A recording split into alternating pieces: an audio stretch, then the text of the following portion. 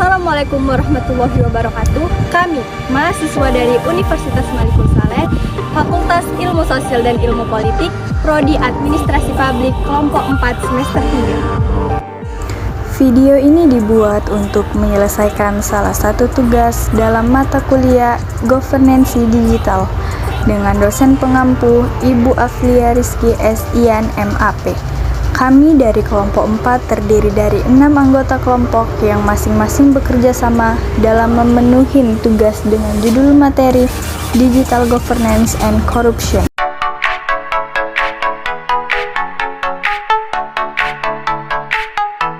Sebelum kami masuk ke pembahasan lebih lanjut, izinkanlah kami untuk memperkenalkan diri terlebih dahulu. Yang pertama ada Ketua Kelompok Rizkian Saputra dengan NIM 2102148. Selanjutnya saya sendiri Indah Sepira dengan NIM 2102155. Selanjutnya ada Melisa Dwi Putri dengan NIM 2102147. Selanjutnya Tirza Meilani dengan NIM 2102159. Lalu yang berikutnya ada Iqbal Simatupang dengan NIM 2102161. Lalu yang terakhir ada Muhammad Iqbal dengan NIM 210210102. Baiklah, kami dari kelompok 4 akan membahas materi dengan judul Digital Governance and Corruption.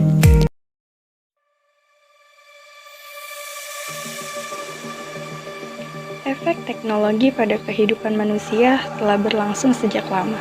Kehidupan sosial manusia telah berkembang dan meningkat dalam hal berkomunikasi, perjalanan, membuat produk, kesehatan, penyediaan makanan, serta memenuhi kebutuhan dan keinginannya.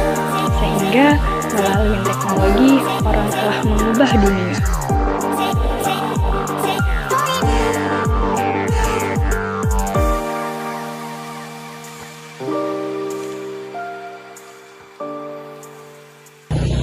Kebutuhan penyelenggara pemerintah berbasis implementasi governance saat ini merupakan salah satu tuntutan publik untuk mendapatkan pelayanan yang cepat, murah, dan berkualitas.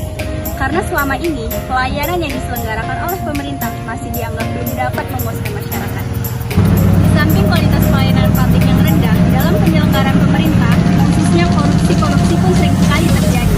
Hal ini semakin mendorong harus adanya inovasi yang baik dalam penyelenggaraan pemerintah, khususnya pelayanan publik, menyadari pentingnya sektor pelayanan umum sebagai salah satu indikator dalam melihat hubungan antara kepercayaan masyarakat terhadap aparat birokrasi dan lebih pentingnya terhadap pemerintah.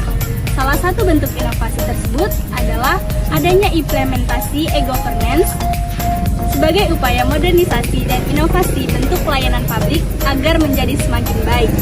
Salah satu bentuk inovasi penyelenggaraan pemerintah berbasis e-governance yang hampir sepenuhnya melalui pemanfaatan teknologi informasi dan komunikasi adalah dalam proses pengadaan barang dan jasa pemerintah atau dikenal juga dengan e-procurement. Nah, apa yang melatar belakangi diterapkannya e-procurement? Latar belakang diterapkannya e-procurement di Indonesia adalah karena tingginya tingkat korupsi yang terjadi di bidang ini.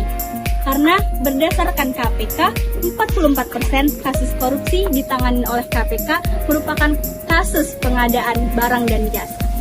E-procurement sangat urgent untuk dilakukan.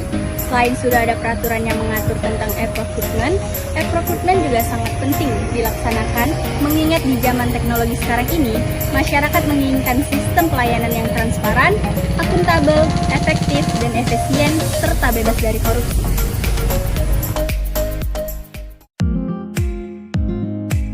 Apa sih manfaat dari e-procurement itu? Yang pertama, ada transparansi. Dengan adanya transparansi, memberikan jaminan dan kemudahan untuk memperoleh informasi secara akurat dan memadai agar timbul sikap saling percaya antara pengguna dan penyedia informasi. Yang kedua, non-diskriminatif, artinya tidak mengenal perbedaan, asal memenuhi persyaratan sebagai pemenang, maka perusahaan tersebut yang menjadi pemenangnya. Yang ketiga, mengurangi kemungkinan terjadinya KKN. Dalam proses lelang, pembelian barang dan jasa secara tradisional, kesempatan calon peserta lelang untuk melakukan pendekatan terhadap panitia lelang sangat besar, sehingga modal-modal gratifikasi yang berbau KKN sangat kental. Yang keempat, memberikan peluang usaha kecil untuk berkembang. Selama ini peluang paling besar pemenang tender selalu perusahaan dengan modal besar. Hal ini menyebabkan peluang pengusaha kecil semakin terpuruk. Yang kelima, tidak perlu bertatap muka. Dalam proses e-procurement, peluang tatap muka dengan panitia lelang akan tereduksi dengan sendirinya, sehingga bisa diminimalisir terjadinya KKN yang semakin parah. Walaupun e-procurement sangat membantu dalam pengadaan barang dan jasa, namun ada beberapa tantangan yang akan dihadapi. Yang pertama, perbedaan karakter antara sektor publik dan sektor bisnis. Sektor publik harus mengedepankan kesejahteraan bagi semua. Dua, adanya saling ketidakpercayaan antara pihak pemerintah dengan swasta. Yang ketiga, pemerintah daerah tidak bisa cepat dalam menjalankan mandat dari pemerintah pusat. Faktor ini dipengaruhi oleh kemampuan pegawai dalam menjalankan e-procurement. Selain negara Indonesia, ada beberapa negara yang sudah menerapkan e-procurement, yaitu Amerika. Di Amerika, hasil audit sistem informasi procurement harus dipublikasikan kepada publik. Dengan demikian, pengguna jasa mengetahui betul kondisi layanan sistem informasi e-procurement.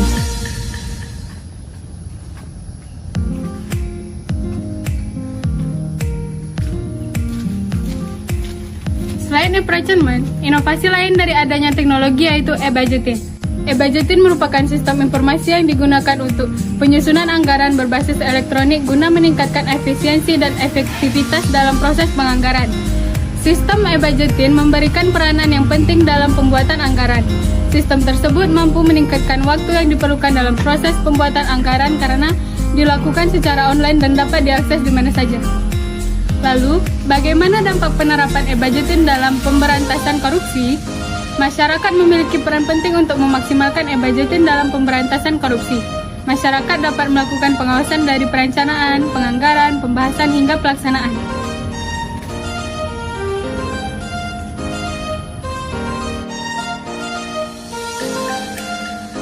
Dengan begitu, perubahan hingga pengelembungan dan korupsi anggaran dapat diminimalisir. Proses anggaran menjadi lebih transparan dan tidak mudah dimanipulasi oknum tertentu. Korupsi sendiri terjadi karena adanya monopoli kekuasaan di pemerintahan yang berbanding terbalik dengan rendahnya tingkat akuntabilitas. Monopoli kekuasaan dan diskresi yang benar dalam mengambil keputusan membuat penyalahgunaan kekuasaan sangat mungkin terjadi. Jika ditambah dengan rendahnya akuntabilitas masyarakat, maka korupsi lebih mudah dilakukan. Akuntabilitas yang rendah terjadi karena masyarakat tidak dilibatkan dalam proses pengambilan keputusan. Oleh karena itu, e-budgeting dapat menjadi mekanisme yang positif untuk meningkatkan transparansi pengeluaran anggaran. Penerapan sistem ini dengan sendirinya dapat meningkatkan kepercayaan masyarakat terhadap pemerintah. Anggaran pun dapat dialokasikan sesuai kebutuhan dan diharapkan dapat mempercepat pencapaian daerah serta meningkatkan kesejahteraan masyarakat. E-budgeting berperan penting dalam pembatasan korupsi. E-budgeting yang diawasi langsung oleh masyarakat dapat membuat pemerintahan pusat maupun daerah lebih fokus dalam mengelola keuangan.